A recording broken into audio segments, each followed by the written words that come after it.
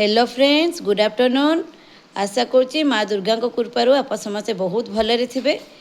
नवरात्रि तो सरला, दशहरा भी आज सरला, माने आज राति गले सरला दशहरा। आउ दशहरा होगी दशहरा भी सरीज एमती कि गोटे पर गोटे सब सरी जाऊ लगुव जे अच्छी अच्छी भाविकी केते प्रिपरेसन केते सब चलती किंतु टाइम केते जल्दी पलाए जना भी पड़े नहीं।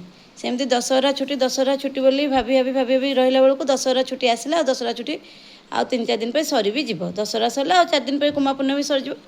तापर बैक टू पाभिलियन। आज दशहरा रे मु कौन खाइबा बनई आसन देखा।